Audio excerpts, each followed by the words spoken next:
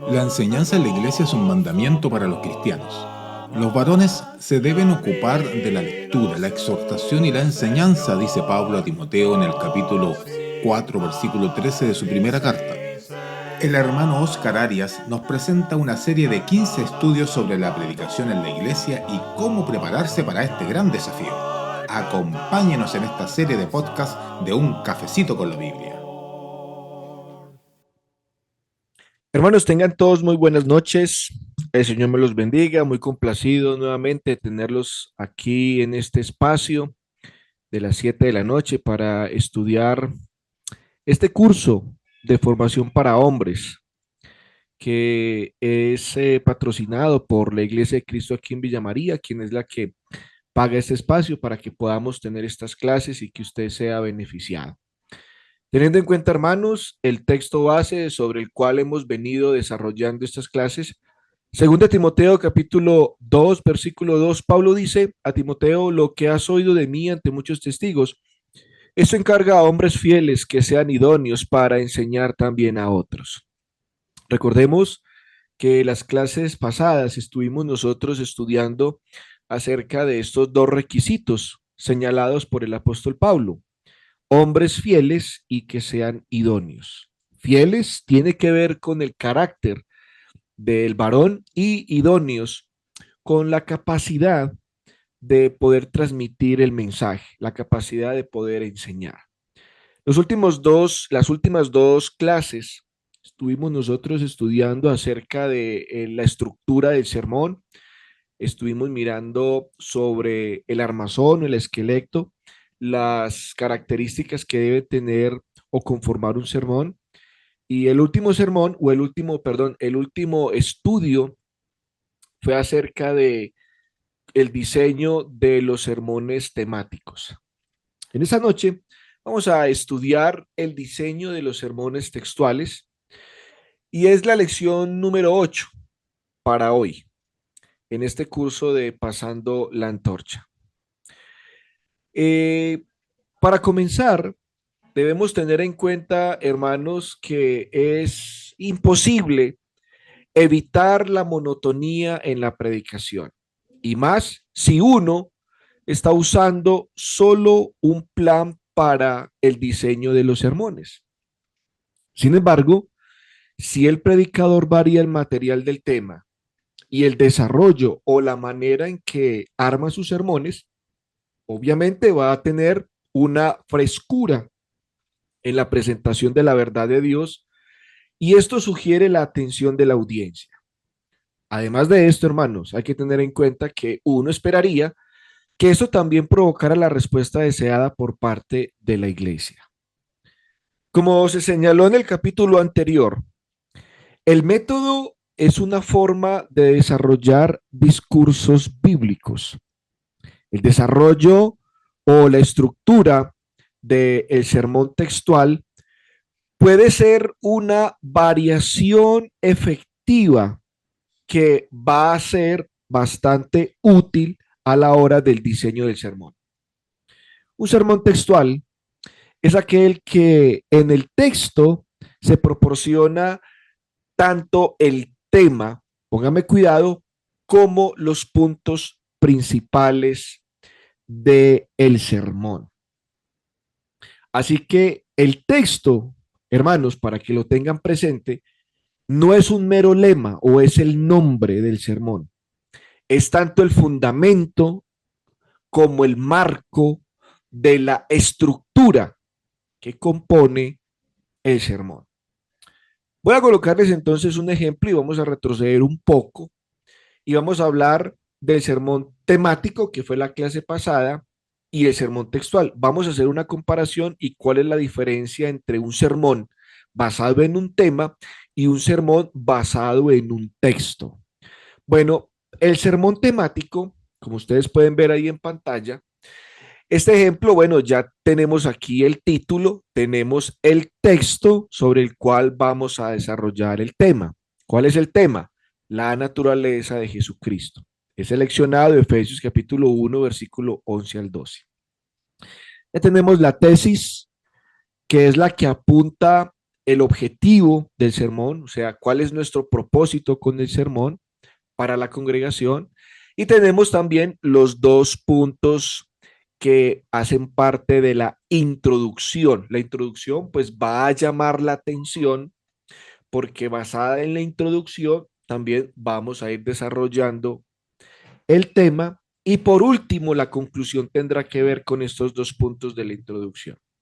Pero en los puntos principales es donde vamos nosotros a notar la diferencia entre lo que es un sermón basado en un tema y un sermón basado en un texto. El sermón temático, entonces, en este ejemplo, tiene tres puntos principales. Ustedes los pueden ver ahí, yo los he resaltado. Los subpuntos son los que aparecen ahí en grises, pero no nos vamos a enfocar en los subpuntos de cada punto principal. Este sermón temático, entonces, se basa en tres puntos principales que no tiene como fundamento el texto base de Efesios 1 del 11 al 12. Como ustedes pueden notar, los textos que se seleccionan para este sermón están sacados de otros textos de la Biblia, como Salmos, como Hebreos, para el punto número 1. Para el punto número 2 está Marcos capítulo 2, versículo 5.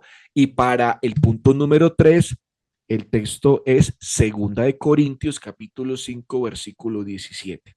Entonces, esto es un sermón basado en un tema o según el tema. El título y el propósito del sermón se saca del texto inicial y ahí se va a desarrollar.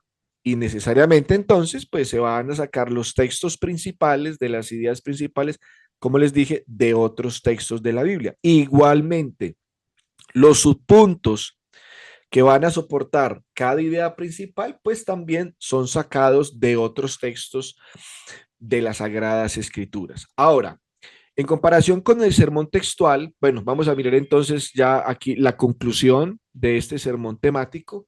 Tiene ahí dos puntos que ya los hemos sacado. Ahora, la diferencia del sermón textual va a ser la siguiente. Aquí tenemos entonces otro ejemplo y tenemos el título basado en el texto, o sea, el título se saca del texto sobre los requisitos de la iglesia gloriosa. Y tenemos la tesis, ya la tenemos desarrollada, que es a lo que apuntamos con el sermón, es llevar a las personas a que tengan un aprecio más profundo de la iglesia. Tenemos los dos puntos principales que hacen parte de la introducción y el desarrollo del sermón textual se basa en que cada punto principal es sacado del texto base. Como ustedes ven, el punto 1 está soportado basado en Efesios capítulo 5, versículo del 23 al 24. Y también el punto número 2 se saca o está basado en Efesios 5, 26. Y el punto número 3, ya para terminar estos tres puntos, Efesios capítulo 5, versículo 31 y 32. Entonces, si ustedes notan, el sermón textual, toda su estructura, los puntos principales, las ideas importantes, también son sacadas del mismo texto. Entonces, esto se llama un sermón textual. ¿Por qué? Porque hemos seleccionado un texto un poco largo, del versículo 23 hasta el versículo 32, casi son 10 versículos, y sobre esos versículos vamos a sacar las ideas principales y entonces vamos a ir desarrollando también cada idea principal. Entonces, esto, hermanos, vuelvo y repito, es un sermón textual, que a diferencia del sermón temático, tiene su punto de referencia o su punto que difiere, ¿listo? En su composición o en su desarrollo. Vamos entonces también a mirar la conclusión. He sacado tres conclusiones de este sermón y aquí ya tendríamos nosotros un sermón ya preparado, un sermón textual listo para ser presentado en cualquier clase de la congregación. Ahora, hay dos características por las cuales se debe distinguir el sermón textual. Primero, los encabezados principales, o sea, pues las ideas principales del sermón, que son tres, máximo cuatro, deben ser naturales y sencillos, pueden ser sacados del mismo texto, ¿sí? las ideas principales se pueden copiar ahí del mismo texto. Y la segunda característica es que el sermón debe revelar un claro avance en el pensamiento. O sea, ¿qué estoy diciendo con esto? Que cada parte principal del sermón debe llevar la línea en el tema y acercarse al desarrollo o al clímax del discurso. Entonces, las mismas palabras del texto pueden ser empleadas en las ideas principales, que sería lo más conveniente. Por eso estamos hablando de un sermón textual. Ahora vamos a mirar el valor de los sermones textuales. Y no estoy diciendo con esto que los sermones textuales deban ser o son más importantes que los sermones temáticos, que son por temas, o los sermones expositivos, sino que es ventajoso predicar este tipo de sermones. Estos sermones son bíblicos en concepto.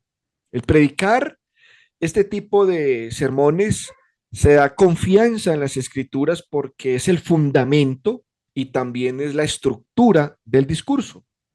Dado que la predicación es una declaración de la verdad diseñada para asegurar la obediencia de esa verdad, este tipo de sermón podría ser un método eficaz para predicar la palabra del Señor.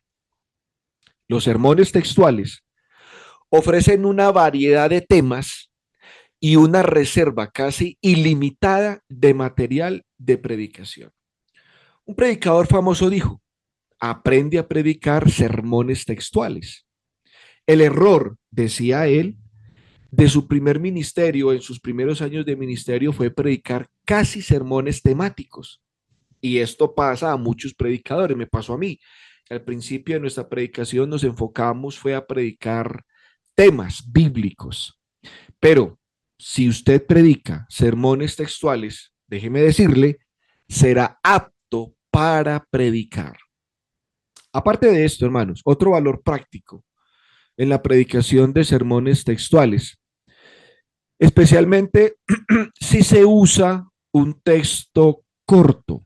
¿Por qué corto? Porque el texto corto permitirá que el oyente siga más fácilmente el estudio y recordará lo que se ha predicado. Ahora, el sermón textual, a diferencia del sermón que viene por temas, el texto base, en comparación, el sermón textual, el texto va a ser más largo, pero no tan largo, ¿sí? ¿Para qué? Para que tengamos en cuenta este segundo punto. Entonces, si el texto tiene las divisiones principales, tiene los puntos destacados del tema, entonces el predicador debe encontrar que esta clase de sermón textual relativamente está fácil para preparar. Todo este tipo de cosas que yo les he venido diciendo, mis hermanos, quizás usted la vea como muy complicada, como muchos conceptos, pero a la hora de usted llevarlo a la práctica, le va a ser fácil. Y cada que usted saque sus sermones, va a ver que el tema de desarrollar sermones se va volviendo cada vez más fácil y mucho más interesante.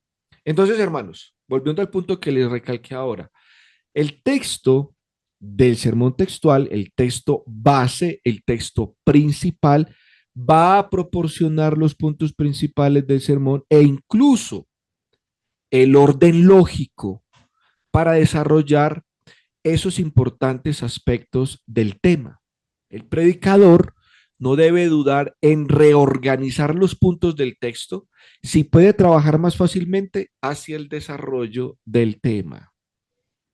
Ahora, hermanos, vamos a considerar algo muy importante y es las responsabilidades de predicar la palabra del Señor, de los sermones, de la fabricación de los estudios y en particular de este tema de los sermones textuales. Predicar, hermanos, es de mucha responsabilidad. No es una tarea que hayamos que tomar nosotros o tengamos que tomar a la ligera o de una manera descuidada o irresponsable. ¿Por qué, hermanos? Porque existen ciertas limitaciones humanas y peligros cuando usted se pone a estudiar y a diseñar y a entregar los sermones. Entonces, primera recomendación que nosotros debemos tomar y es que el predicador podría seleccionar un texto muy limitado. Y cuando se selecciona un texto muy limitado, estamos seleccionando un texto quizás con muy poca información.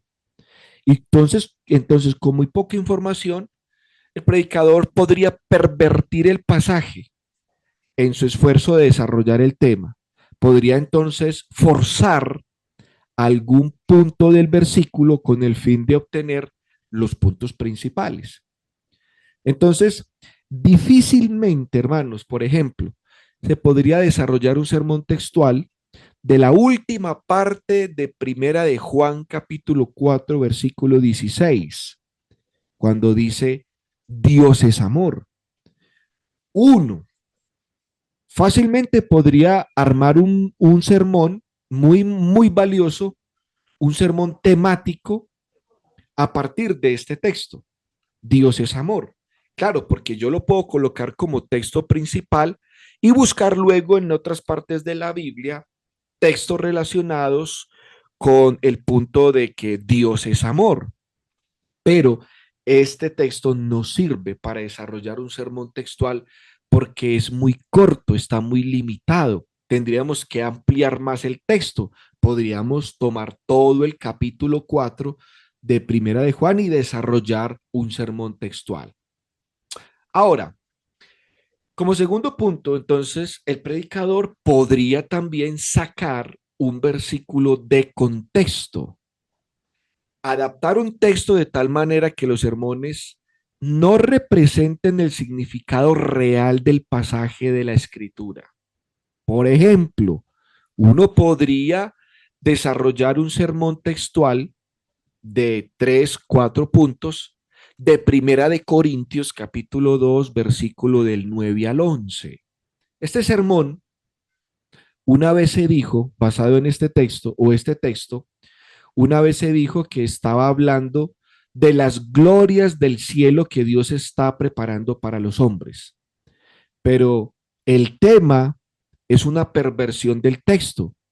Si nosotros miramos cuidadosamente, el texto no está hablando de las bendiciones del cielo, está hablando es de las bendiciones del evangelio, como dice el versículo 9, cosas que ojo no vio ni oído yo. Es decir, las cosas que no podrían haber sido conocidas por la percepción sensorial, o sea, por los sentidos del hombre, o por el discernimiento o por el estudio intelectual del hombre. Las cosas preparadas por Dios, dice el versículo, Dios las reveló por el Espíritu Santo. Estas son bendiciones, entonces, que se encuentran es en el Evangelio. Primera de Corintios 9, perdón, Primera de Corintios 2, versículos 9 y 10, está hablando es de las bendiciones encontradas en el Evangelio.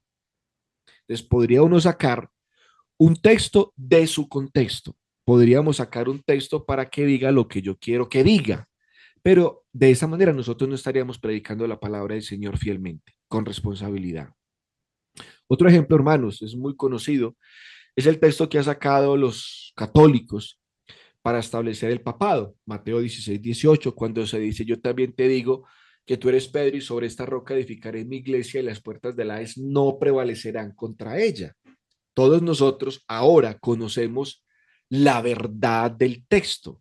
Sabemos, hermanos, que es necesario, como les recalqué yo en una clase pasada, estudiar si se puede los términos de los versículos, las palabras que se encuentran en los versículos, porque nos podrán dar mucha luz a la hora de la interpretación del texto.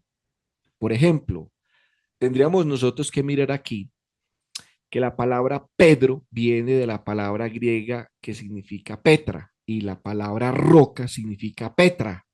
Entonces, la iglesia no está edificada sobre Pedro, sino sobre roca. ¿Y quién es la roca? Pues según el versículo 18, nosotros entendemos que es Cristo. Ahí es donde nosotros tendríamos que considerar el contexto. Versículo 13, que es el contexto. El versículo 13 nos habla de que Jesús llegó a la región de Cesarea de Filipo y preguntó a sus discípulos, ¿quién dicen los hombres que es el Hijo del Hombre? Así que la conversación que continuará es el desarrollo de esta pregunta. Entonces, el tema principal de la conversación no es Pedro, sino Jesús. ¿Quién dicen los hombres? ¿Quién es el Hijo del Hombre? Bueno, los apóstoles empiezan a contestar de diferentes maneras, pero Pedro contesta una o da una respuesta correcta. Tú eres el Cristo. ¿Quién es el Hijo del Hombre? Pues el Mesías. En base a esa confesión de Pedro, Jesús dice entonces el versículo 18, sobre la confesión de Pedro, o sea, pues, sobre el Mesías. Esa es la roca sobre la cual la iglesia está edificada. Por eso, hermanos, este versículo ha sido sacado de su contexto y nosotros sabemos de hasta dónde llegó esa mala interpretación. Mire, dio como origen a una gran falsa doctrina que es la que tiene la Iglesia Católica, que es tener una cabeza visible, los sucesores de Pedro, el Papa. Bueno, hermanos, entonces, ¿qué podemos decir? El ministro debe tomar un texto y lo debe tratar con honestidad, con honestidad. El predicador sabrá lo que significa el texto y predicará lo que dice el texto, ni más ni menos. Ni lo tratará mal, ni lo usará mal, ni lo ignorará. Si las palabras de la Biblia se prestan a un arreglo textual, puede decirse entonces seguir ese camino, pero si no, entonces puede desviarse y seguir su propio camino. Un hombre entonces que ama al Señor y conoce la escritura, pronto comienza a desarrollar una conciencia exegética. De lo contrario, podría maltratar lo que debería tener por sagrado. Un predicador entonces debe respetar, debe tener una suma reverencia y honestidad a la hora de tratar con el texto que es sagrado. Un cuarto punto podríamos decir en estas responsabilidades de los sermones textuales es que se puede llegar a caer en dar un énfasis excesivo en una parte relativamente poco importante de un texto. Voy a colocar algunos ejemplos. Hechos capítulo 8, versículo 36 y 38. Dice el versículo 36, y yendo por el camino, estamos hablando aquí de la conversión del etíope, dice, llegaron a cierta agua y dijo el eunuco, aquí hay agua, ¿qué impide que yo sea bautizado? ¿Qué es el punto importante del versículo 36? El interés del eunuco por bautizarse, habiendo escuchado él el evangelio. Lo que no es importante es qué clase de agua fue la que encontraron yendo por el camino. Es el texto no lo dice. El texto simplemente dice cierta agua. Pero hay hermanos aquí que le han dado un énfasis a lo que relativamente es poco importante, el agua. No, es que el hermano tiene que, o la persona que se va a bautizar, tiene que ser bautizada en un río o tiene que ser bautizada en el mar, porque el agua tiene que correr para que los pecados puedan irse en río abajo, que el mar se los lleve, etcétera, etcétera. Eso no es importante. La clase de agua o la cierta agua que dice el versículo no es importante. Es importante que haya suficiente agua para que la persona sea bautizada.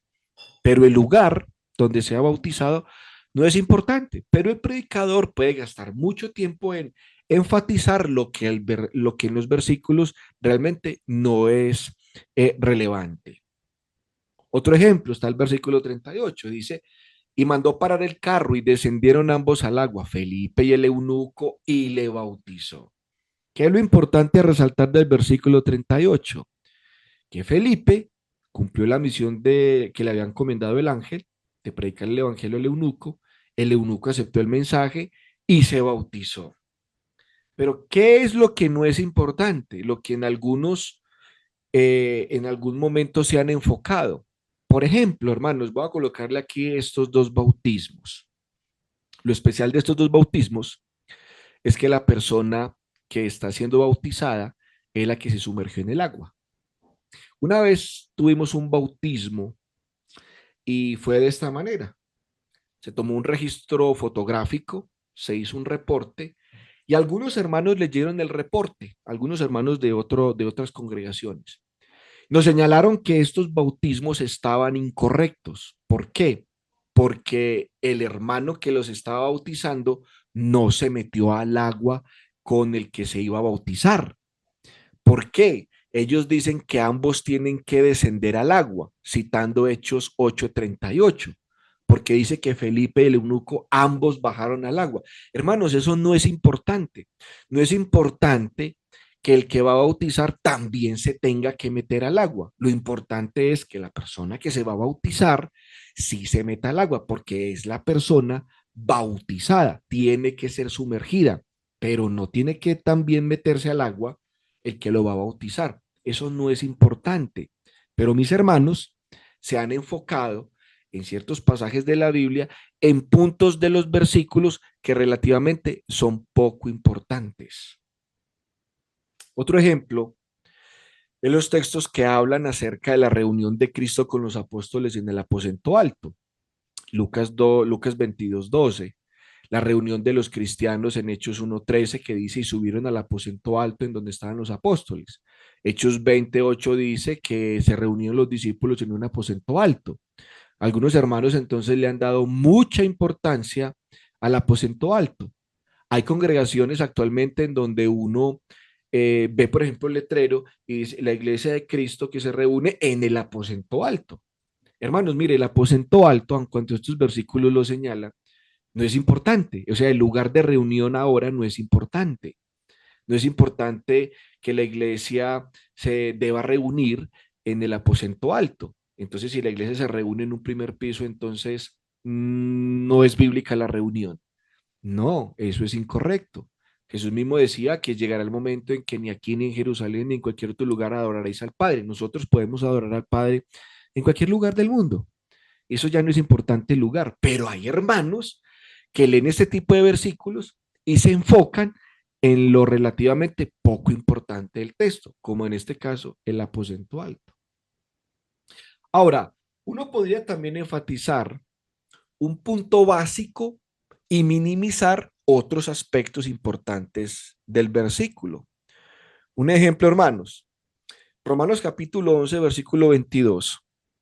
Fue usado una vez por un hermano para predicar acerca de la severidad de Dios, del juicio, de la condenación, de que si el hombre no se arrepiente, no sigue los caminos del Señor, pues va a ser cortado. Se gastó toda la hora disertando sobre este punto en particular, que es importante. Pero ¿cuál fue la falla? Que él ignoró que el versículo también hablaba de la bondad de Dios. Es más, la palabra bondad aparece 3 veces en el texto, cosa que el hermano omitió o minimizó por simplemente darle énfasis a una parte del texto. Entonces, este es otro riesgo a la hora de uno presentar sermones textuales, vuelvo y repito, es enfatizar un punto en particular y los otros que son también puntos importantes, dejarlos a un lado. Esto entonces mostraría la cantidad de tiempo que le dedicó el que está predicando a una parte del texto, ¿sí? Y faltó tiempo para él considerar las otras cosas importantes del versículo. Ahora, hermanos, vamos a mirar entonces cómo preparar un sermón textual. La clave del sermón no es la forma, sino en la manera en que usted desarrolla el tema. El predicador debe esforzarse por desarrollar y presentar sermones bíblicos, no simplemente tener una carpeta de clases de sermones, no, sino que vamos entonces a considerar qué tratamiento asegurará el desarrollo de un sermón textual bíblico? Bueno, en primer lugar, uno debe familiarizarse con el tema del libro bíblico en el que se encuentra el texto. Por ejemplo, tomemos otro caso, tomemos otro texto. Tito capítulo 2, versículo del 11 al 13. Y el tema, saquemos el tema, ¿sí?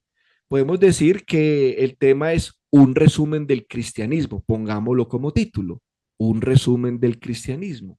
Ahora, tendría que tener presente el tema de la carta de Pablo a Tito. Para poder usted desarrollar este resumen, usted debería leer completamente toda la carta del apóstol Pablo a Tito, que no es larga. Tiene, creo, simplemente 3 capítulos o 4. No, no sé si estoy bien, pero no estoy bien seguro. Entonces, para poder saber la vida santificada de los cristianos, porque es el tema general de toda la carta del apóstol Pablo a Tito. El sermón puede entonces desarrollarse, póngame cuidado, a la luz de 3 palabras. 3 palabras que forman una secuencia. Si usted nota el versículo tiene un orden. El Espíritu Santo ordenó el versículo de tal manera que nosotros podamos entenderlo y podamos organizar el estudio. ¿Cuál es la frecuencia? Bueno, primero dice, hermanos, que la gracia de Dios se manifestó a todos los hombres, enseñándonos qué cosa. Primer cosa, renunciar es la palabra clave. Esta palabra renunciar podría formar un punto principal del sermón. Renunciar, dice ahí el versículo, o negarnos a 2 cosas. ¿Cuál? La impiedad y los deseos mundanos. Ahí ya se puede desarrollar el primer punto, con enfatizar el término negarnos o renunciar y desarrollar la impiedad y los deseos mundanos. La otra secuencia, ¿sí? Es que nosotros no podemos negarnos, ¿sí? O negar precede al vivir, porque es la otra palabra clave. Dice, vivamos en este siglo sobria, justa y piadosamente. Entonces, en consecuencia, primero viene la renuncia. Cuando se renuncia entonces a lo malo, ya podemos tener una vida. ¿Cómo? Una vida de 3 características: sobria, justa y piadosamente. ¿Y vivimos para qué? Para aguardar la esperanza de la bienaventurada y la manifestación gloriosa de nuestro gran Dios y Salvador Jesucristo. Entonces, hermanos, la búsqueda de la venida de Cristo y la realización de la esperanza seguirán naturalmente a lo que es primero la negación y luego al vivir. La vida santificada de los cristianos implica estos 3 conceptos: negarnos, vivir y mirar. Todos estos hechos posibles por la gracia de Dios que se reveló al hombre, como lo dice el versículo 11. Así usted puede entonces desarrollar el sermón. Entonces, primer punto a tener en cuenta, usted tiene que familiarizarse con el tema del libro en el que se encuentra el texto. En segundo lugar, se debe anotar atentamente el texto y se debe anotar el tema o lo que escribe el autor inspirado. No importa si usted tenga que escribir parte del título que sea parte de un versículo. Un conocimiento del tema y del libro y un conocimiento general de los contenidos del libro deberían resultar muy útiles para llegar al punto principal de un texto en particular. Tercer punto, con un bloc de notas o una libreta de notas disponible, lea nuevamente el pasaje y enumere las posibles facetas del tema del texto. En otras palabras, hermanos, aquí hay declaraciones que explican, definen o amplían el tema. Ahora investigue los aspectos peculiares del tema discutido en cada versículo o versículos posteriores o anteriores. Ahora, un versículo puede tener varios temas en particular, hablando en este tercer punto. Un ejemplo, según de Timoteo 3:15. Si usted lo nota, es un versículo corto, pero hay tres temas que se pueden desarrollar perfectamente basado en este texto. ¿Cuál es el primero? Pablo dice, desde la niñez ha sabido las sagradas escrituras. Aquí se puede hacer mucho énfasis en esta afirmación. Un niño como Timoteo sabía las escrituras. Si entonces se sigue que si Timoteo de pequeño conocía las escrituras, entonces cualquiera las puede conocer. Punto uno. Punto dos, la idea que se tiene de que si uno lee la Biblia se vuelve loco es equivocada, porque aquí vemos que Timoteo sabía las escrituras. Y el segundo tema, dice, las cuales te pueden hacer sabio para la salvación. Aquí entonces Pablo está hablando de otro tema, y es, ¿cuál es el propósito de las escrituras? Mire, la Biblia tiene muchos temas, lo veíamos en la clase pasada, y podemos sacar muchos sermones para muchas cosas de la vida, pero el punto principal de las escrituras, para lo que Dios las inspiró, por lo que Dios las inspiró, las entregó, es la salvación. Las escrituras nos dan el conocimiento, la sabiduría necesaria para alcanzar la salvación. Y punto tres, o el tercer aspecto del texto, es que la salvación es por la fe, no por la fe sola, es por la fe en un individuo. La salvación se encuentra en Cristo Jesús, en nadie más. Y aquí también se podría desarrollar la fe en Cristo Jesús, la salvación en Cristo Jesús, y tenemos mucha tela de qué cortar. Entonces, un tercer punto, hermanos, es que usted tiene que leer el pasaje y mirar las posibles facetas del tema del texto. O sea, un texto puede presentarle a usted varios temas en particular para desarrollar, como en este caso, según de Timoteo 3, versículo 15. Ahora, habiendo escrito estas posibles facetas del texto, lea el pasaje nuevamente y escriba las palabras sobresalientes debajo de cada división principal anotada. O sea, pues, ¿qué estoy diciendo con esto? Después de haber leído el texto, muy bien, seleccione las palabras que necesiten ser explicadas o que se dé el significado de la palabra, porque muchas veces los textos vienen con palabras que son poco conocidas para los hermanos. Un caso, palabra concupiscencia, que se encuentra o la cita el, Santiago en sus cartas. La palabra concupiscencia tiene que encontrarse el significado. Ahí es donde necesitamos un diccionario bíblico que nos va a definir la palabra concupiscencia, porque alguien en la congregación puede levantar la mano, preguntarle a usted que le defina la palabra concupiscencia. En Colosenses se usa la palabra deidad. Dice, porque en él habita corporalmente toda la plenitud de la deidad. ¿Qué es la deidad? ¿Qué significa la palabra deidad? Cuando se lee, por ejemplo, los textos de Levítico, encuentra uno una palabra que se llama libación o la oblación. ¿Qué es la libación y qué es la oblación? O, por ejemplo, el término tabernáculo. ¿Qué es un tabernáculo? Porque los judíos habitaron en tabernáculos. ¿Sí? Es una fiesta de los judíos. O se hablaba de el tabernáculo, porque el pueblo de Israel tuvo un tabernáculo en el desierto que era el santuario del Señor. Entonces, todos esos términos bíblicos tienen que definirse y se tiene que dar el significado. ¿Para qué? Para que cuando usted exponga el sermón sea más claro, más entendible y los hermanos cuando salgan, pues salgan contentos de haber entendido lo que se les estuvo predicando. Cuarto lugar, hermano, inicie una lectura extensa e intensiva de los comentarios. Y aquí entonces usted ya podrá tomar nota abundante de la lectura que usted le encuentre a los comentarios bíblicos. Hay muchos comentarios bíblicos, hay comentarios de hermanos. Esos comentarios son muy buenos. Entonces, el predicador puede ahora comprobar su propio análisis a la luz de los otros comentarios. Algunos comentarios son homiléticos, otros comentarios son más explicativos, son comentarios exegéticos. Los comentarios homiléticos debe revisarse solo después de que el predicador haya agotado su propia capacidad, su propia iniciativa en el desarrollo de un pasaje de la Biblia.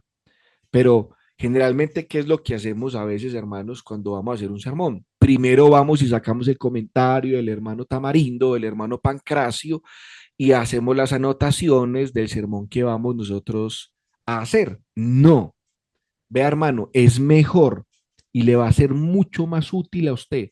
Primero, lea el pasaje, desarrolle el pasaje, saque las ideas principales, trate de entender qué es lo que está diciendo el escritor inspirado, ¿sí? Lea el contexto, trate de comprender el texto dentro del contexto, saque las palabras que usted no entienda, defina las palabras, y después de que usted ya ha hecho ese desarrollo propio, ese estudio propio, y ha sacado sus propios comentarios, las ideas basadas del texto, después de todo eso, entonces, ahora sí saque el comentario del hermano X y compare. Quizás le pueda añadir algo de información a lo que usted ya ha estudiado. Entonces, no acabe con su iniciativa, no anule su capacidad de entendimiento, de lectura, no dependa tanto de los comentarios, téngalo como un recurso, como un segundo recurso. Si realmente usted desarrolló el tema bien, no tiene necesidad del comentario. El comentario téngalo como un recurso secundario. ¿Listo? Bueno. En quinto lugar, las copias, si las sacó, las copias que usted tomó de los comentarios o de otros sermones del mismo tema, usted los debe relacionar con las notas de su estudio independiente. Entonces, aquí es donde usted va a empezar a darle forma al estudio. Entonces, luego el material debe organizarse bajo el encabezado principal. Esto convierte entonces en un esquema, en un borrador, pero esto ya va adquiriendo forma. Y este patrón de desarrollo, uno puede incorporar pasajes relacionados de énfasis al texto, alguna fase particular del tema. Uno puede encontrar otros pasajes con la ayuda de una buena Biblia, de una referencia o de una concordancia analítica. Y sexto lugar, tratar de pensar en una forma sencilla de ilustrar con fuerza la verdad que se presenta. ¿Qué le digo? Jesús, en este punto, hermanos, mire, Jesús se convierte en un modelo en este punto. Y es que Jesús con frecuencia hablaba en parábolas, historias terrenales, con significados celestiales. Jesús siempre pintó un cuadro para que las personas pudieran entender la verdad. En el caso de la parábola del sembrador, Jesús le pintó un cuadro de ellos mismos. Mire, cómo ustedes escuchan la palabra del Señor, cómo la están recibiendo. Y les pintó una figura, les pintó un muy lindo cuadro. Un sembrador con una semilla salió a sembrar y la semilla cayó en diferentes tipos de tierra. Esos tipos de tierra representan los diferentes tipos de personas, diferentes tipos de oyentes, cómo escuchan ellos la palabra del Señor. Esa manera didáctica de mostrar la verdad, pues la gente la recibió, la gente captó el mensaje, quedó impreso en la mente, quedó plasmado en el corazón. Y es lo que Jesucristo pretendía, que la palabra se sembrara en el corazón. Pero ¿cómo fue sembrada? Con una imagen. Entonces Jesucristo no simplemente, Jesús no predicó sermones llanos, simples, citó solo textos y textos y textos. No, Jesús siempre presentó la verdad, una verdad espiritual con significados terrenales. Esto se llama parábolas, ¿sí? Son historias terrenales con significados celestiales, perdón, es lo que realmente se define como la parábola. Entonces, si quería discutir las reacciones de los hombres a la palabra de Dios, entonces habló en diferentes formas. Entonces, hermanos, el predicador debe prestar atención a las formas de aplicar la verdad a la audiencia. El oyente debe hacer una aplicación personal de la verdad si el tiempo consumido por la lección ha valido la pena. Entonces, cuando usted usa ilustraciones, usa historias, usa relatos del hombre, de las vivencias o de recuentos históricos de otras culturas, eso es buenísimo porque eso impacta y va a quedar en el corazón de la persona. Séptimo lugar, Deben entonces eliminarse, o sea, aquí hay un colador, deben eliminarse todos los materiales del borrador que no prueben o ilustren o animen las desviaciones principales o que desvíen el tema. Entonces, esta preparación le va a ayudar a usted estos 7 puntos en gran medida a entregar un sermón eficaz. Si usted sigue fielmente estos 7 pasos, el resultado es un sermón textual de un contenido bíblico efectivo cuando usted lo vaya a presentar con entusiasmo a la congregación y la congregación, déjeme decirle que va a estar receptiva. El objetivo del predicador no es clasificar sermones, sino que debe dejar que los diferentes tipos de sermones le ayuden a poner una variedad en la predicación. La pregunta entonces no es qué categoría constituye cierto sermón, sino qué tan efectivo es el sermón. Si es efectivo, entonces la etiqueta no importa, ¿sí? El siguiente bosquejo que yo les voy a mandar a continuación, hermanos, de aquí a mañana, va a ejemplificar lo que es el método textual de desarrollo de este tipo de sermones. Bueno, hermanos, ha sido un placer haberles presentado esta clase, espero hayan tomado nota. Queriendo Dios, vamos a continuar con la lección número 9, donde vamos a estudiar el poder de los sermones expositivos. En esta serie de estudios o en este curso de formación para hombres, pasando la antorcha, preparando hombres para la verdad del Señor, para que podamos presentar la verdad de Dios de una manera efectiva y contundente para servir a la iglesia del Señor. Dios los bendiga, hermanos. Ya vino su